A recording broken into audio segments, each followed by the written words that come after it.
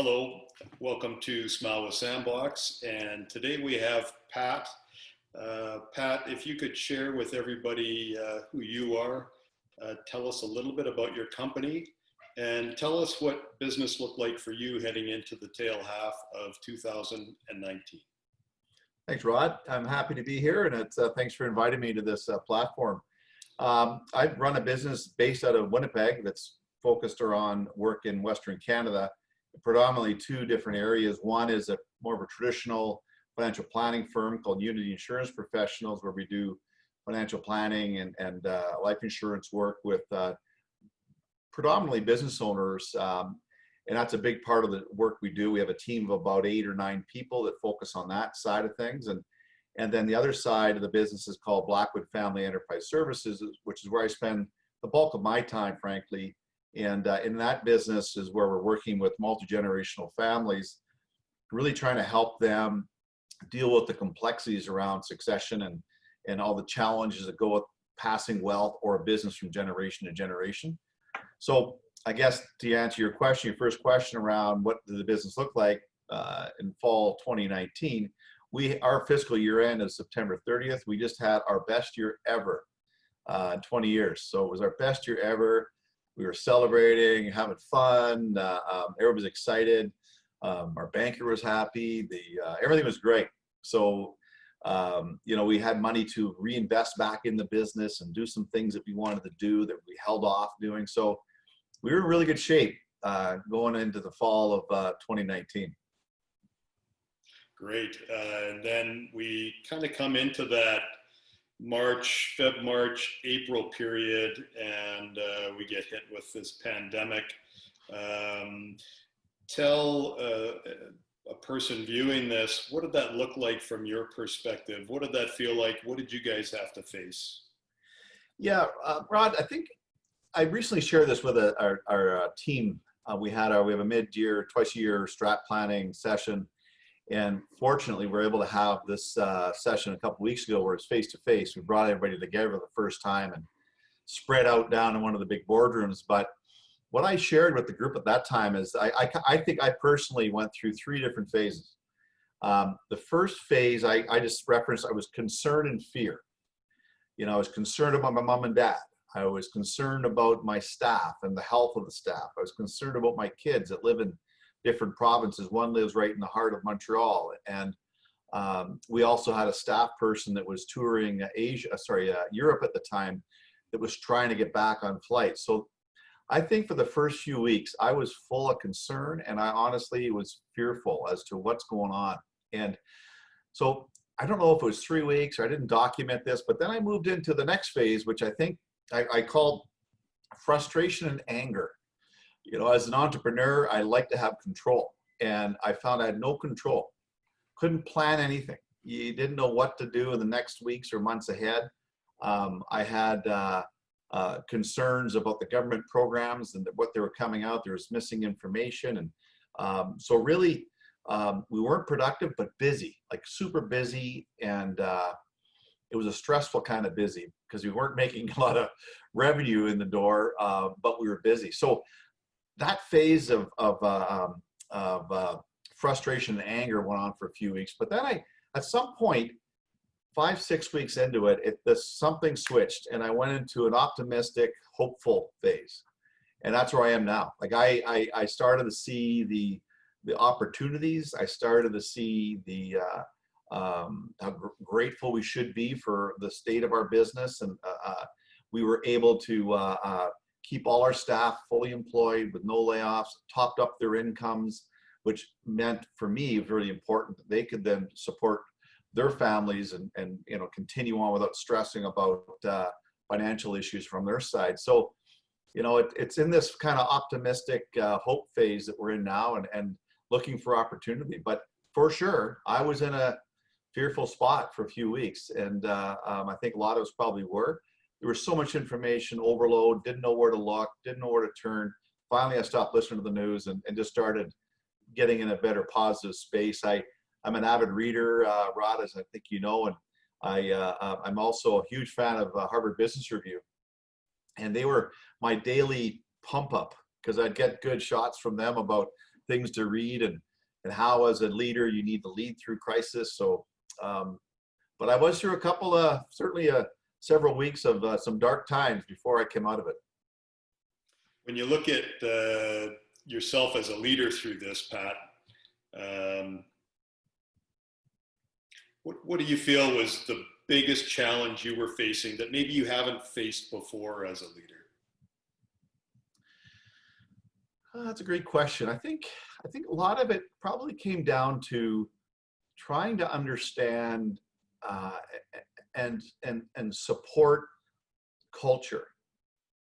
Right? We've spent a long time building culture within our team, and with our clients. And this was such a new time, and when everybody went home, you were used to the traditional leader walking around pressing the flesh, knocking on doors, and that couldn't happen. So I think that was a big pivot, that to look at how can you lead through this. And we quickly started doing daily huddles, and communicating quickly with everybody on our team to keep them connected.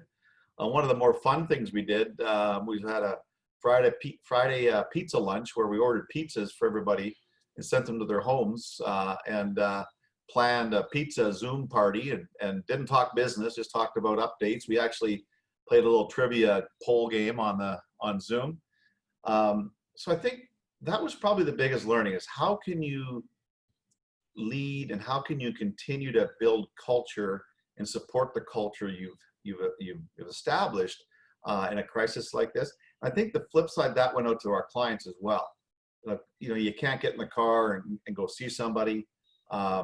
So, and emails can only do so much. So I think learning how to use Zoom and WebEx and Teams and all those tools to try to continue to build on those bonds that we had established. So key learnings coming out of this are connected to that for sure. Is there anything, Pat, that with all the new tools and things like that, can you tell a viewer is there anything that's going to be kind of a permanent change now as a result of what you guys have come up against here, that you can tell the people about? I think probably a couple things, Rod. One, I think as a business owner, going into a crisis like this, we were fortunate that we came off a really strong year.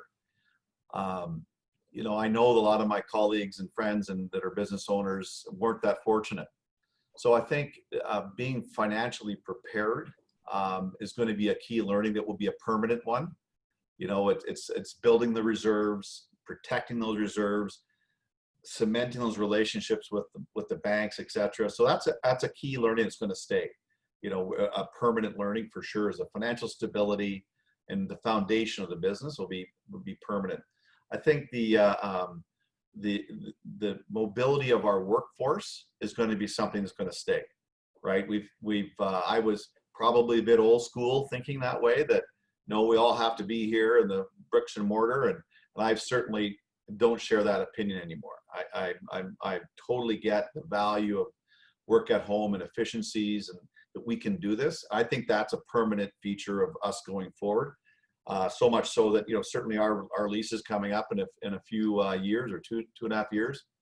We won't need the 5,000 or 6,000 square feet we have for sure.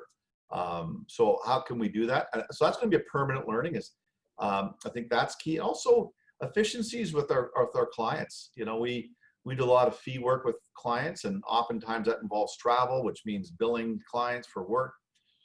Perhaps we don't do that as much. We can be more efficient and help our clients financially by not having to be on their doorstep all the time. So certainly a few things from COVID we'll take away. Also, I think I'm hoping the entrepreneurial thinking of always looking for new ideas. Like one of the mantras we carried through COVID was, what can we learn and improve on so we can be a better company coming out of this? And all our staff, always had ideas on this. So I think we've got all kinds of great ideas now to build on. So that kind of freshness of thinking, how can you be better? Perhaps we get lulled into a bit of a, same old, and this forced everybody to pivot and, think differently. So it's a permanent mode of thinking change, I guess. Excellent. Pat, just last question. You spoke about the 3 stages that you went through. If you look back, say 6 months from now, what would you like your team or even your clients to remember you as a leader coming through this crisis? What do you hope they remember? Yeah, I was thinking about that, Rod, and I think probably similar thinking. I think that one, I hope that our staff and our clients will remember us as that we care, that we really genuinely cared, and that we were there to support them in their time of crisis. That we didn't reach out to them or look to them on the client facing front as, how can we generate more revenue? That was not our program. Like, how can we support the clients?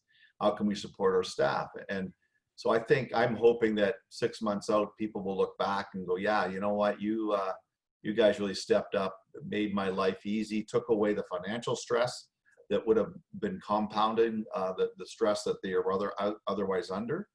So I think that's hopefully it's a caring attitude that they'll remember about our business that we brought forward, and I think a supportive one too. That we tried hard to reach out to the families we work with on the Blackwood side and the families we work with on the Unity side, and offer supports in many different ways. And because people were at home, a lot of people took advantage of those supports. To say, well, maybe now is a good time to check in on some things that I've put off for a few years. So I'm hoping, I guess, caring and support would be the 2 things that people will remember us by.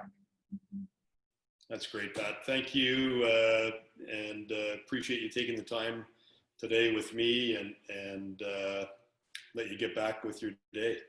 Thanks, Rod. Take care.